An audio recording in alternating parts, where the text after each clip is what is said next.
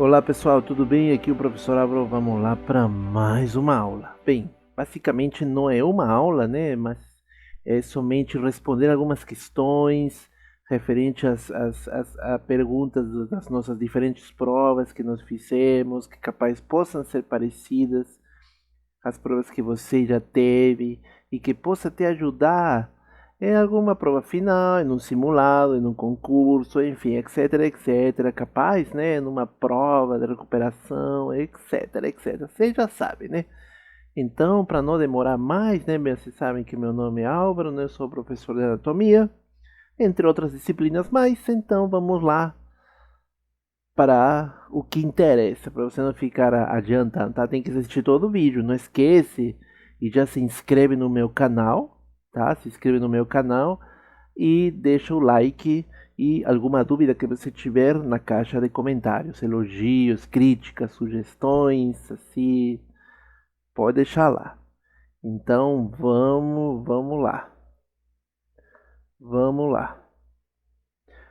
Nesta primeira questão, normalmente, né, ela nos fala, né, é uma questão assim, o ósseo faríngeo da tuba auditiva comunica a nossa faringe com a. Lembrando, né, que nós tínhamos falado, ósseo faríngeo está relacionado mais que tudo com o sistema respiratório, que normalmente, para você lembrar, né, que ósseo faríngeo se encontra, obviamente, no caso aqui na cavidade no final da cavidade oral, né? Então, que normalmente que quando você está com uma gripe ou com um processo, né, alérgico, uma gripe principalmente, você observa que de um momento a outro, conforme passa o desenvolvimento, o progresso da doença, você tende a não sentir som, você não escuta bem. Por quê? Mas o que é essa relação? Essa relação se dá e que a gente tem o quê? Tem uma ligação, estamos observando aqui, entre o ósseo da tuba auditiva, né, que é o ósseo faríngeo, e essa ligação que vai ter com quem? Com a orelha média, especificamente com quem? Com a cavidade timpânica. Então, essa seria a resposta. O que comunica a tuba auditiva? Comunica o que? A nasofaringe com a cavidade timpânica, né? Que é a resposta que está até marcada aqui. Então, nunca esquece disso, tá? Que essa pergunta pode salvar tua vida. Beleza? Tranquilo aí? Dá um pause aí para você anotar, né? E para você lembrar, já vai estudando. Bom, agora o que tem a ver com o sistema circulatório, basicamente, né? Aí nos pedem no que tem a ver com a circulação. Sabemos que a circulação pode ser classificada em circulação pulmonar ou também pequena circulação e também na circulação sistêmica ou grande circulação. Essa pequena circulação que a gente chama também circulação pulmonar, ela, como a gente está falando, se inicia no ventrículo direito, em seguida passa para a artéria pulmonar, com direção aos pulmões, né? Você dividir essa artéria pulmonar, vai se dividir, tanto o pulmão esquerdo para o pulmão direito, na qual dentro do pulmão, né, como sabemos, vai ter o processo de troca gasosa, ou também chamada de hematose. E ela vai voltar, depois que tenha a troca gasosa ou hematose, ela vai voltar, obviamente, através das vias pulmonares. Essas veias pulmonares que trazem sangue com oxigênio, apesar de serem veias, né? Trazem sangue traz sangue com oxigênio para ela chegar aonde? Conforme o que nós tínhamos estudado, né, como está mostrando aqui, a circulação pulmonar, ela é basicamente o 20% do sangue total, e ela, como tínhamos dito, né, vem o ventrículo direito, daí vai a artéria pulmonar, o tronco pulmonar, daí vai para os pulmões, dos pulmões volta a troca gasosa, tem a volta através das veias pulmonares, e essas veias pulmonares, elas vão entrar no átrio esquerdo. Então, no átrio esquerdo, não se confundam. Às vezes podemos nos confundir com ventrículo esquerdo, mas esse aí não é. O correto é átrio esquerdo, porque a parte que está de cima, todo bem da parte superior, então vai chegar no átrio para depois descer através das válvulas no ventrículo esquerdo. Então, aonde vai chegar primeiro? Átrio esquerdo. Não esquece, galera, tá? Circulação pulmonar. Beleza? Tranquilo? Dá a pausa aí, anota o que tiver que ser anotado e vamos lá! Esta outra questão me fala, descreva a circulação sistêmica. Sabemos que a circulação sistêmica, ou grande circulação, ela é responsável obviamente, conduzir 80% do sangue total do corpo e normalmente ela vai acontecer aonde? No ventrículo esquerdo. Isso mesmo, do ventrículo esquerdo ele vai para a artéria aorta, que a artéria aorta sai do ventrículo esquerdo. O ventrículo da artéria aorta, ela vai para onde? Vai se dividir, subdividir e vai para os diferentes tecidos, né? Para fazer o famoso débito cardíaco, né? Perfusão. Esses tecidos, eles depois vão voltar novamente através do que? Dos capilares, e vai entrar nas vênulas, nas veias, e todas elas vão se comunicar em qual? Nas veias cavas. Tanto veia cava superior como inferior, e todas essas duas veias, cava superior e inferior, elas vão verter seu conteúdo para onde? Para o átrio direito. Certo? Então deu para você descrever que é bem tranquilo essa circulação sistêmica. Se caso cair na prova, descreve dessa forma: ventrículo direito, o sangue vai entrar na artéria aorta, né? Sabemos que até tem as válvulas semilunares, né? No caso aórtica, e dessa artéria aorta ela vai para todos os tecidos do corpo. E depois esses tecidos, esse sangue, né, que são diferentes tecidos, vai pegar os capilares e vai para onde? Para as veias, através das vênulas, e depois para as veias, que vão entrar para as grandes veias, que são as veias cavas, superior e inferior. E elas vão verter todo esse sangue. Lembrem, não esqueçam que esse sangue que está chegando é sangue sem oxigênio, tá?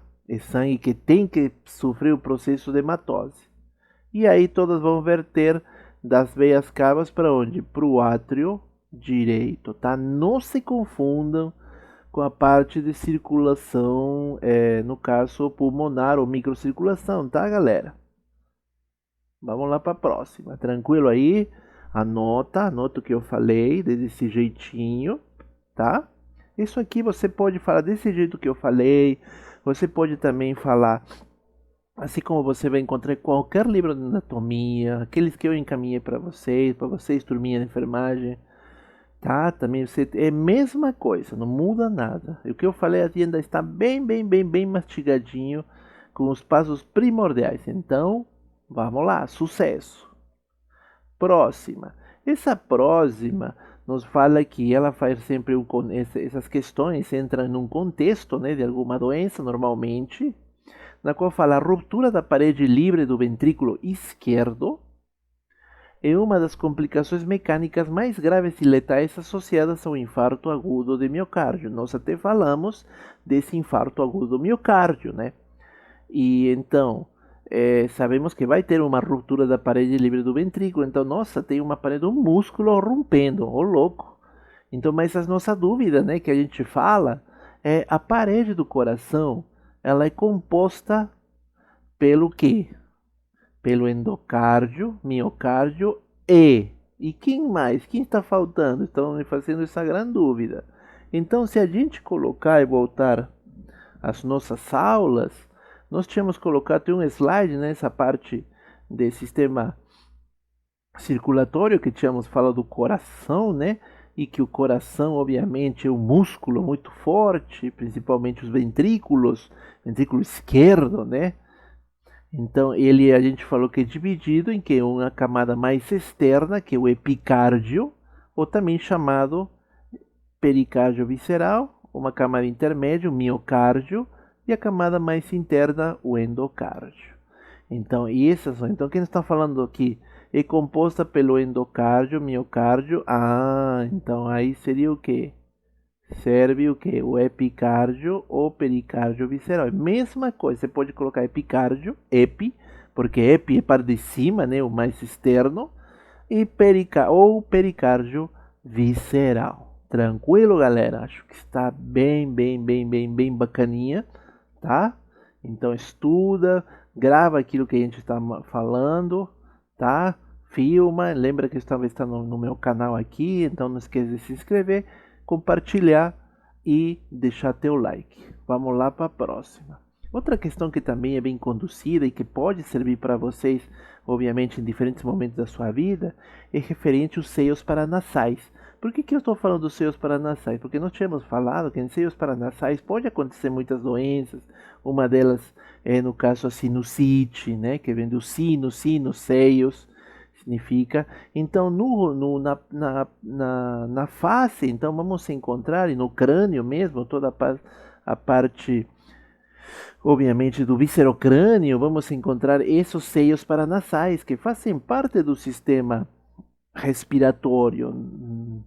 E aí nos pergunta, referente ao sistema respiratório, cite os seios paranasais. Mas qual que é os seios paranasais? Nós tínhamos falado na aula que temos nos seios paranasais frontal, tá? Que aqui está até representado por um F, frontal.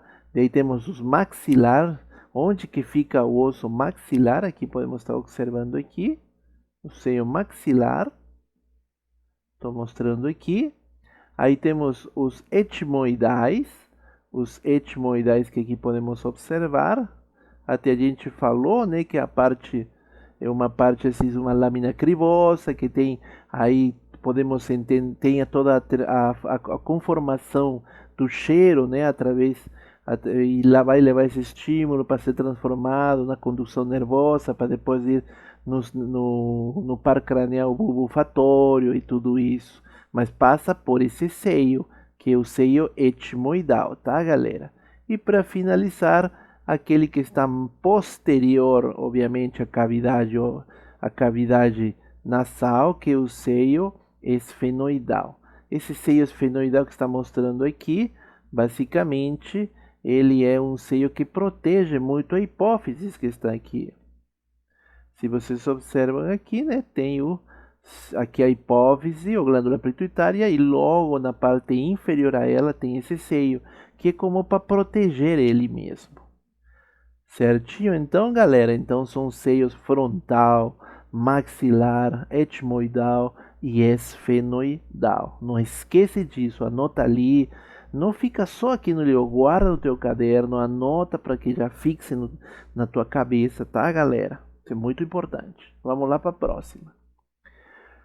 Aí outra pergunta referente ao sistema respiratório fala, nomeia as conchas nasais representadas pela numeração 1, 2 e 3 na figura. Aqui podemos observar na figura, né, um corte sagital, né, de tudo que tem a ver o crânio, na qual, obviamente, para sagital, né, poderia ser porque está mostrando essas conchas. As conchas são obviamente, essas carnosidades que estamos observando aqui, essas protuberâncias, essas estruturas aqui, que estão nomeadas 1, 2 e 3, e essas conchas, e no meio das conchas temos como passagens que estão assinaladas por uma seta, se a gente observar aqui, né?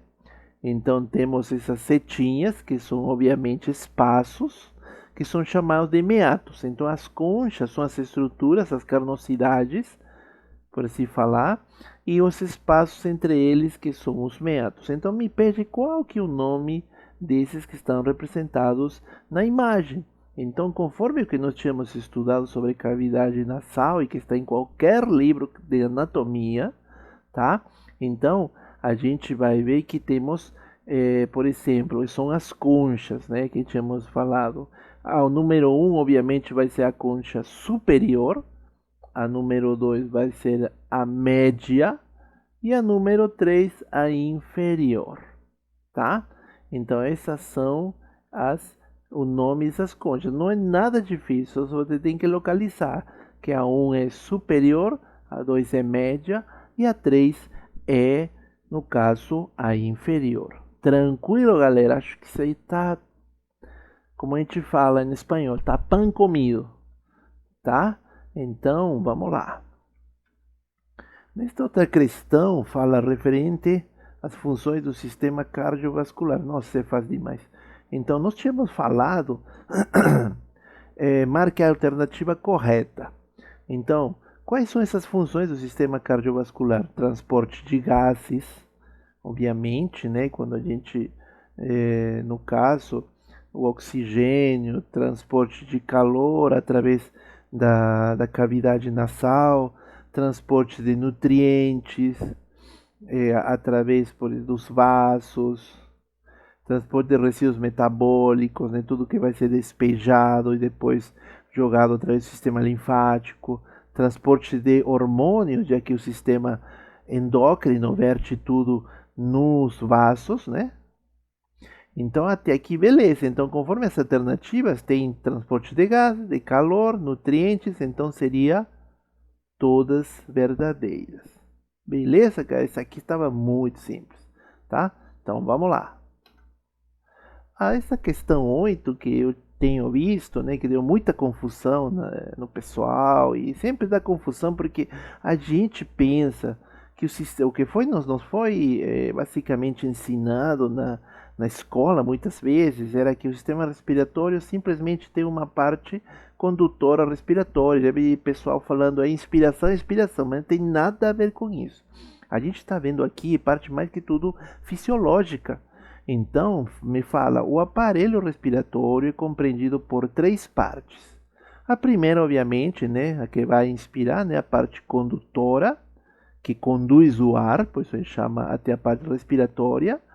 Depois temos a parte respiratória, que é onde vai ter a troca gasosa. E uma terceira parte, que é a que está me perguntando, né, qual que é essa terceira parte? Conforme que estudamos, basicamente, vamos ter a parte de bombeamento. Bombeamento, que ela bombeia o ar, no caso, e isso vai ser auxiliado por um conjunto de músculos e tecido conjuntivo, tá? Mas o que me pergunta aqui o que é que está dividido, compreendido por três partes: condutora, respiratória e de bombeamento. Pronto, galera, tá tranquilo. Beleza? Vamos lá. Depois me fala outra questão, fala as doenças valvares podem ser classificadas em estenoses, que são falhas na abertura das válvulas, ou seja, são estreitamentos, para vocês lembrarem. Estenose é um estreitamento. E insuficiências. Obviamente as insuficiências não falam, são falhas na coaptação dos folhetos. Isso aqui estamos falando nas válvulas, né, das doenças valvares. Então, nós sabemos, possuímos no coração duas válvulas semilunares. Essas válvulas semilunares, não esquece que essas válvulas não são as válvulas atrioventriculares. Essas válvulas aqui são as que comunicam os ventrículos com quem? Com os vasos, tá? E uma delas vai ser a aórtica, tá? Que está mostrando aqui, que seria essa daqui, a válvula aórtica, que está comunicando o quê? Que ventrículo é esse daqui?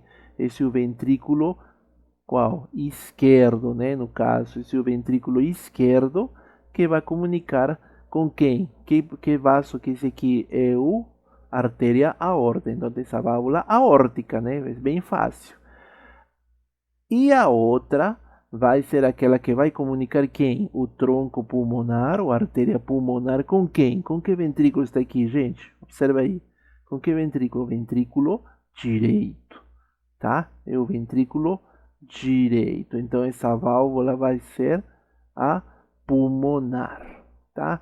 A válvula pulmonar. Então, é a aórtica e pulmonar. Galera, está top, né? Até aqui. Tá top, top, top. Vamos lá para a próxima. Outra coisa que nós tínhamos falado sobre o sistema cardiovascular era a parte sistema linfático. Então a gente colocou alguns exemplos que nós tínhamos visto referente ao câncer de mama. Câncer de mama é um tipo de câncer que se manifesta com mais frequência entre mulheres brasileiras. Obviamente isso é a nível mundial também. E é mais comum do que o câncer de colo de útero, tá? E a maior incidência ocorre em mulheres entre 40 e 50 anos. O que também não impede que aconteça em mulheres mais novas, que também pode acontecer. Nesses casos, muitas vezes esse câncer de mama leva a fazer uma mastectomia. Uma mastectomia é uma retirada da glândula mamária. Então, o que acontece quando se retira essa glândula mamária? Vai se retirar a glândula mamária e também os linfonodos. Então, os linfonodos são estruturas importantíssimas, né, como nós tínhamos falado, fazem parte do sistema cardiovascular ou circulatório, e a retirada delas, que obviamente vai ser quais? Vai ser aquelas que estão na axila, que comunicam com quem? Com a glândula mamária. Então, essa retirada pode provocar o quê? Um braço inchado, como estamos observando aqui nessa paciente que teve a mastectomia, retirada obviamente aqui da glândula mamária esquerda, e com certeza também foi retirado grande parte dos linfonodos. Isso tem provocado esse inchaço aqui, tá? Tem provocado esse inchaço que tem que ser tratado o mais rápido possível. Mas como chama isso aqui, esse inchaço? É chamado de linfedema, ou linfoedema, né? Edema inchaço. Então, esse é o nome de esse problema que acontece por causa da mastectomia. Tranquilo, galera? Até aqui está show de bola para mim, hein? E acredito para vocês. Vamos lá para a próxima. Nesta questão, nos fala o seguinte: dentro dos ossos abaixo, aquele que não faz parte do esqueleto axial, e aí nos fala. Então, nós sabemos que temos um esqueleto axial e um esqueleto, qual que o outro? Apendicular, não é? E aqui eu estou mostrando para vocês, aqui o que está em vermelho, nesta parte aqui, nesse esqueleto, é o que é o esqueleto axial. Todos os ossinhos que estão em vermelho fazem parte do esqueleto axial. E aqui está separadinho já, só o que são ossos do esqueleto axial. Aí me pergunta, quem não faz parte? Então, Álvaro, aí temos que o osso frontal faz parte? Faz, ó, aqui o osso frontal. Depois temos a 10ª costela, vamos lá. 1, 2, 3, 4, 5, 6, 7, 8, 9, 10. 10 faz parte também, está ali. Atlas, a vértebra C1, com certeza, não dá para observar bem, mas ela está aqui por aqui enfiada, em parte interna. Clavícula. Conforme que estamos observando, clavícula está de cor azul, então ela faz parte do esqueleto apendicular e não do esqueleto axial, galera, tá? Porque também aqui observamos, nesse outro que está separadinho, não observamos a clavícula. Então a clavícula é o osso que não faz parte do esqueleto axial, ele faz parte do esqueleto apendicular. Tranquilo, galera? Desculpa. Então, e quem mais o outro? O externo. O externo está presente aqui, ó. Aqui está o externo, né, também. Então tá tranquilão, galera. Vamos lá, na próxima. Aqui vem uma estrutura que é basicamente o osso do fêmur, tá? Esse aqui é o osso do fêmur, nós estamos observando na vista anterior, o osso do fêmur direito, na qual me pede para identificar essas estruturas. E aqui basicamente eu coloquei o que? Os acidentes ósseos, no caso, né? Que até na aula prática também até perguntamos isso, né? E deu um rolo, mas a gente vai tirar as dúvidas, tá? Então essas estruturas são proeminências, são acidentes ósseos. O primeiro número A é qual? Trocânter maior, tá? Então, o trocânter maior. E o oposto dele é o trocânter menor, porque também é menor tamanho, tá? Aí me fala para a estrutura C aqui, na parte lateral, que seria os epicôndilos, tá? Os epicôndilos lateral e a D é o oposto, seria o epicôndilo medial, gente. Epicôndilo medial. E a articulação, basicamente, essa margem aqui que estou mostrando, a E, basicamente, poderíamos falar que são os côndilos também medial lateral, mas eu coloquei só para vocês colocarem, né, qual que são côndilos, simplesmente. Não precisa falar qual que é, porque é uma estrutura ali na qual vai se encaixar o quê? O osso da tíbia, né? Lembrando, e tem a patela, e aí tem todos os ligamentos, cruzado, anterior, posterior, enfim. Mas o que eu estou pedindo são esses acidentes ósseos. Beleza? Então, estamos sabendo tudo agora. Vamos lá para a próxima. Temos aqui já uma parte que tínhamos visto referente a termos de posição e direção, né? Quando a gente fala de anatomia, e aí vem essa pergunta interessante. Aí, o paciente está andando em sua direção, você como enfermeiro ou enfermeiro, né? E você observa que o paciente está deambulando, né? Sozinho, sem ajuda, está indo para você. Está caminhando, andando na sua direção, e você está parado ali. Aí, você está olhando para ele de uma visão qual? Se a gente observamos aqui, imagina que você, essa enfermeira aqui, ou esse enfermeiro, né? Então você está vendo que o paciente, ele está indo para você, está indo na sua direção. E aí você está observando ele, né? Você está observando ele, ó. Está observando, preocupadíssima com ele. Mas você está vendo do quê? Que parte que é anterior, posterior, dorsal, proximal, caudal? Obviamente, né? Todo mundo está concordando comigo que é a parte anterior. Então você está tendo uma visão anterior, gente, que seria a alternativa A anterior. Posterior e aqui atrás, e aí você não está, ele não está indo por trás de você, só se você girar realmente. E dorsal muito menos, porque você teria que estar deitado. Proximal pior ainda, e caudal nem se fale. Tá bom, gente? Então acho que isso aí você tem que pensar bem, imaginar que é você mesmo, porque às vezes pode dar um problema de localização, né? Mas não fica tranquilo, que aí tá tudo certo essa questão. Próxima, aí nos fala uma mulher de 42 anos que procurou ambulatório ortopédico com queixa de dor à movimentação da cabeça. A inspeção, né, o processo da enfermagem, a inspeção sinalizou dor em topografia da região anterolateral do pescoço. Topografia na região anterolateral do pescoço à esquerda, né, como podemos estar observando na imagem. Ao exame físico foi observado piora da dor quando da inclinação ipsilateral, né, perto do pescoço, não esqueçam ipsilateral, e rotação contralateral, que é do próprio pescoço, da cabeça, confirmando um quadro de torcicolo. Beleza, então é torcicolo, né? E em vez de razão da dor intensa, foi realizada imobilização com colar cervical, tranquilo, e prescrito medicação anti-inflamatória e relaxantes musculares, com melhora posterior do quadro clínico. Então, sabemos que essa paciente apresentou torcicolo. Então, me fala, dentro das alternativas, qual que é o músculo do pescoço que está envolvido nesse quadro. Se a gente observa aqui, né, aqui tem no caso o colar cervical, vamos para a próxima nas aulas que tínhamos falado.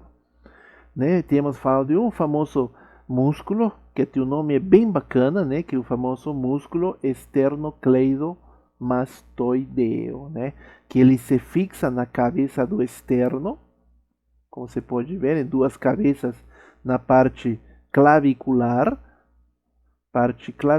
e a parte external, e a outra parte se fixa no processo mastoide do osso temporal, tá? Estão conseguindo observar aqui, galera, tá?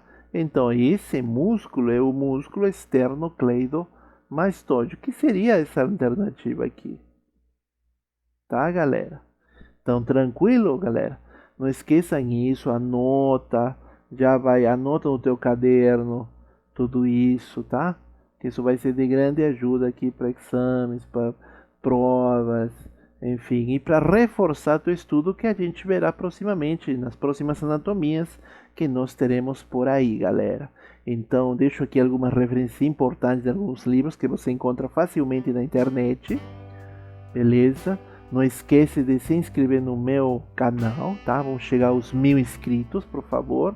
Chegar aos 1000 inscritos, a gente vai comemorar em conjunto. Deixa teu like, não esqueça o meu canal também, ele tem aulas de diferentes matérias que eu gosto, porque eu gosto de dar aula e estudar um pouquinho a mais, né, o que eu normalmente faço. E eu acho que divulgação do conhecimento é importante, tá? Dá clique nesta aula, se inscreve e a gente se vê em breve. Tchau, tchau.